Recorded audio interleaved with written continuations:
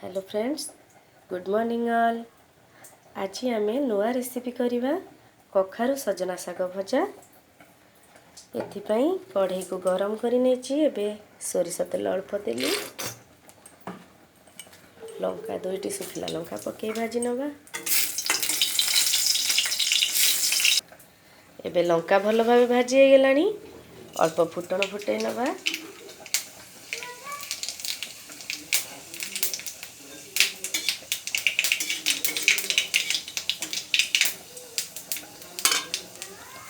यापर काटी रखि कखारु को पकई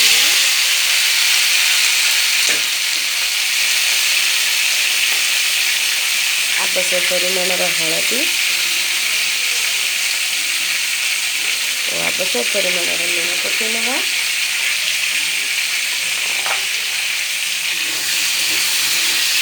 एबे आपको भल भाव भाजी नवा।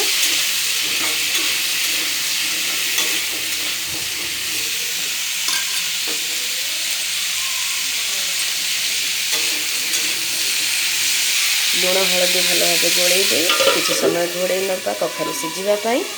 कखारु को सीझापी 2-3 मिनिट छाड़ीदबा। यह समय रसुण पाखुड़ा गुड़ी को छेची नवा।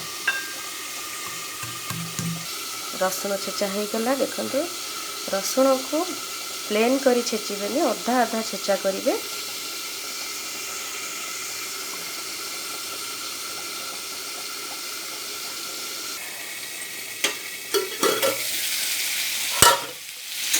कखारु अधा अधा सीझीगला, बेसी सीझापी घोड़ेबनी।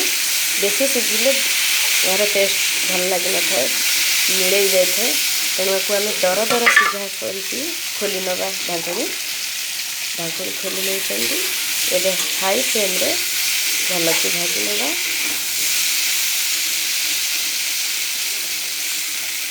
ये कखारु भल भाव चरीगला, आम अधा चेचा कर रखि रसुण को पकई नवा।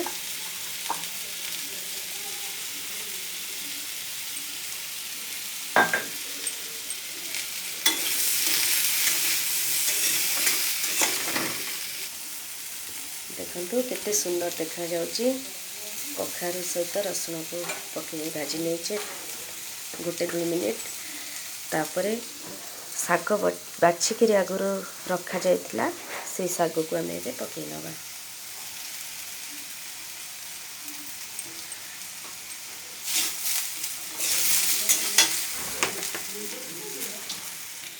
साग सब पकई नहीं आगे भल भाव गोल नवा।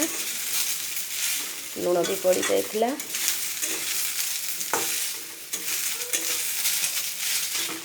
अल्प पानी छींची दबा।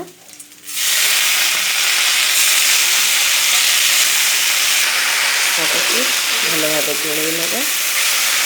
हाई फ्लेम रे भाजी देवे।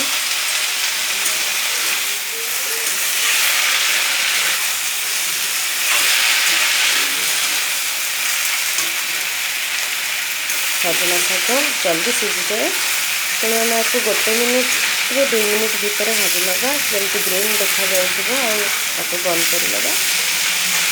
शाग पकईला घोड़ेबानी, अधिक सीझीज। देखते केते सुंदर देखा कलर ग्रीन ग्रीन देखा। जदि आपको ये रेसिपी भल लगी था निश्चिंत कमेंट कर जनइबे, लाइक करेंगे, शेयर भी करेंगे। आम चैनल को सब्सक्राइब करेंगे। Thank you. आपण यहाँ निश्चित ट्राए करेंगे। Thank you.